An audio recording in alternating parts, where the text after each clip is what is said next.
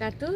Kita melanjutkan materi tentang berbagai jenis hewan Echinodermata. Nah, salah satu yang sangat terkenal dan sangat banyak dijumpai di Aceh Besar adalah di kawasan Lepung, di mana di sini pada saat surut, nah itu kita akan banyak menemukan beberapa mentimun laut atau disebut dengan teripang. Nah, salah satu kawasan ini berdasarkan penelitian salah satu dari mahasiswa saya bahwa di sini bisa jadi dari segi karakteristik habitatnya, dan ini adalah kawasan yang disukai oleh teripang. Nah, teripang ini salah satu dari kelas Holothredia dan dia masuk ke dalam filum Echinodermata. Nah, echinus artinya berduri dan derma ya berasal dari bahasa Yunani yang artinya adalah kulit ya, kulit berduri. Jadi hewan yang memiliki kulit berduri.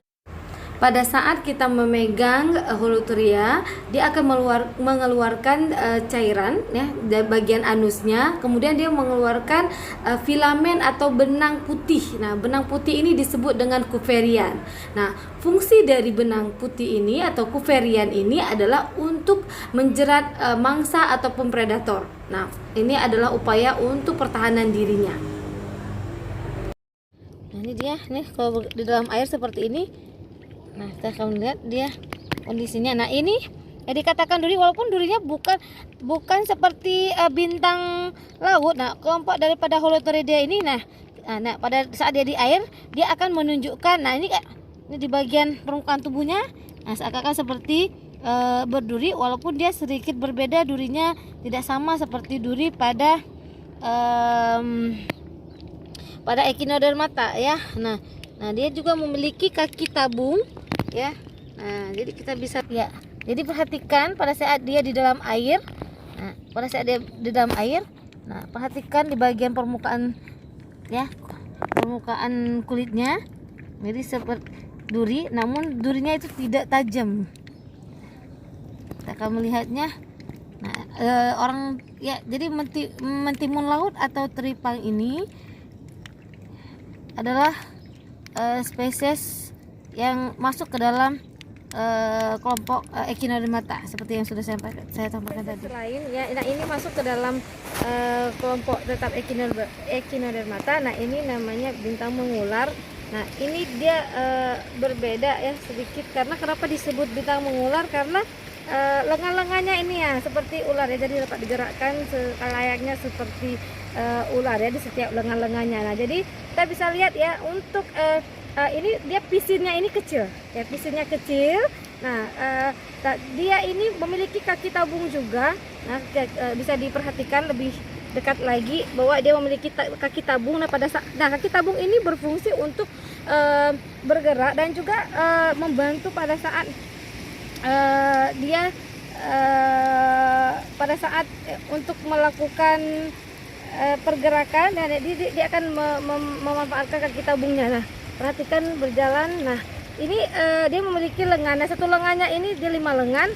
Nah, satu lengannya ini dia sudah terputus karena memang tadi dia bersembunyi di dalam di bawah karang karang mati. Nah, coba kita letakkan dia bagaimana dia hidup di dalam air.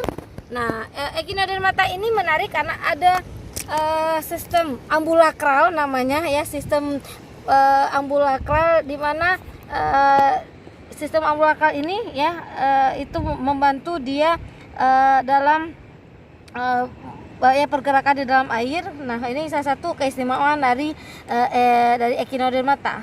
Nah,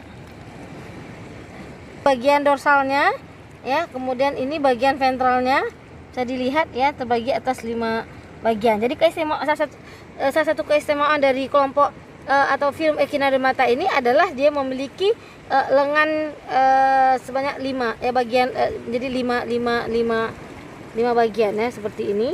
Nah, ini bagian dorsal. Nah, ini adalah salah satu contoh spesies yang lainnya karena warnanya berbeda ya. Nah, dari ini kemampuan dari bintang mengular ini adalah daya regenerasinya ini ya. Kemampuan untuk regenerasinya itu sangat baik, makanya kalaupun terputus bagian lengannya maka itu bisa digantikan dengan lengan yang lain. Nah, itu akan menjadi individu yang baru karena dia memiliki kemampuan dalam reproduksinya secara aseksual. Jadi aseksual salah satunya yaitu dia bisa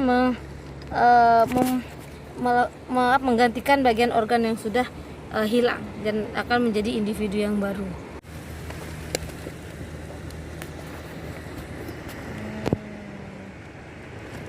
Jadi jelas sekali bagaimana dia bergerak. Jadi kenapa disebut dengan bintang mengular? Karena memang jadi kalau bahasa Inggrisnya water serpent ya.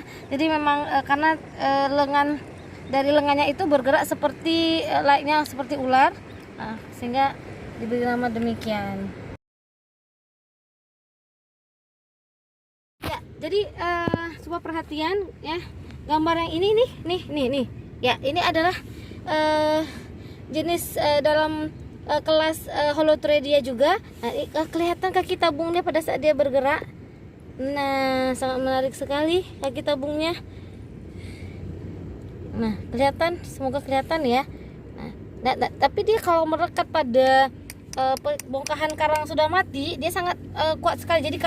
Jadi kaki tabung dia itu juga untuk merekat pada karang, karena kan kalau misalnya pada karang otomatis arusnya agak kuat, sehingga menyebabkan kalau dia tidak punya kekuatan untuk menempel pada karang atau pada substratnya, maka dia akan terhempas oleh air. Nah, ini kita perhatikan di permukaan kulitnya, ini warnanya berbeda dengan teripang yang sebelahnya ya.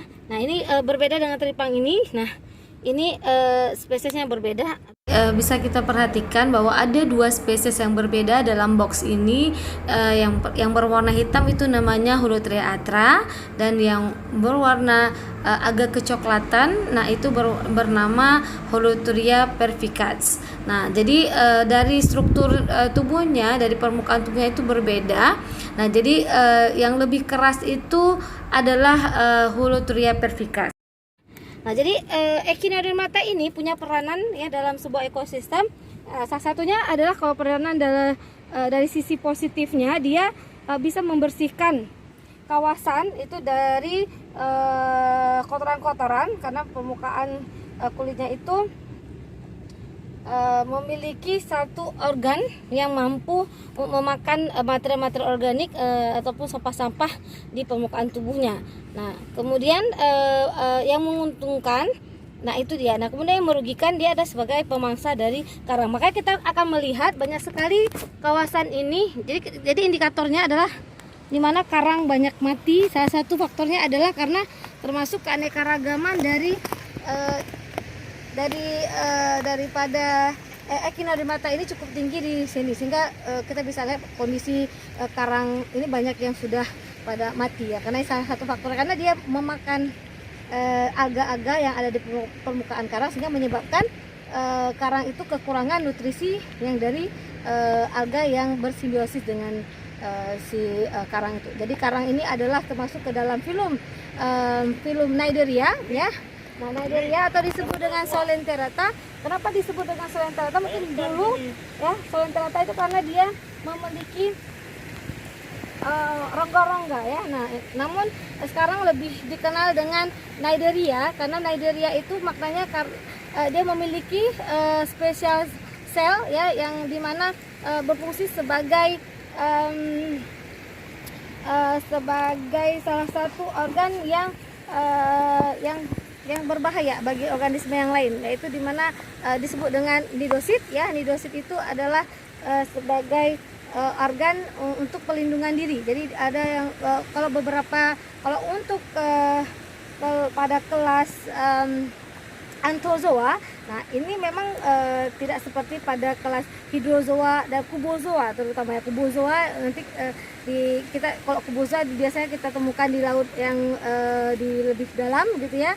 Nah, jadi itu pada lengan tentakelnya itu mengandung nidosit, di mana bisa membuat lumpuh kalau misalnya tersengat oleh flagelnya itu ya. Nah, itu akan menyebabkan saraf ya, akan menyebabkan kelumpuhan karena memiliki sel nidosit tersebut. Nah, itu dia. Nah, tapi kalau karang begini tidak begitu signifikan. Nah, kalau Anthozoa yang seperti karang-karang yang kita lihat di kawasan ini termasuk ke dalam bentuk tubuh polip. Jadi ada dua bentuk tubuh pada Cnidaria, yaitu bentuk tubuh polip ya. Polip itu dia berbeda dengan medusa. Jadi ada dua bentuk tubuh, yaitu polip dan medusa. Nah, kalau polip dia lebih posisi ya, jadi ada sisi aboral, dorsal, dan di sisi aboralnya itu menghadap ke atas. Nah, kemudian juga medusanya itu lebih tipis dibandingkan bukan medusa, namun lapisan mesogleanya ya. Mesogleanya itu lebih tipis dibandingkan pada medusa. Nah, kalau bentuk medusa dia bagian aboralnya itu bagian yang mengandung mulut, masuk aboral itu di bagian bawah. Nah, di atasnya ada tertutup dengan seperti umbrella atau payung. Nah, dimana itu dia mengandung mesoglea ya. Mesoglea itu adalah lapisan ya yang mengandung seperti jelly, jadi agak sedikit lebih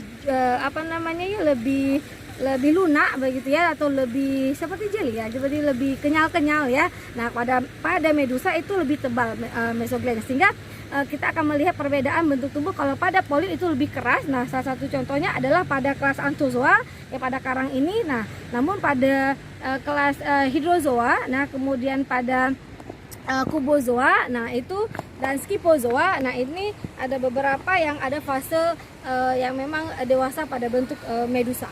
Nah, itu saja untuk hari ini. Terima kasih, sampai ketemu di lain kesempatan.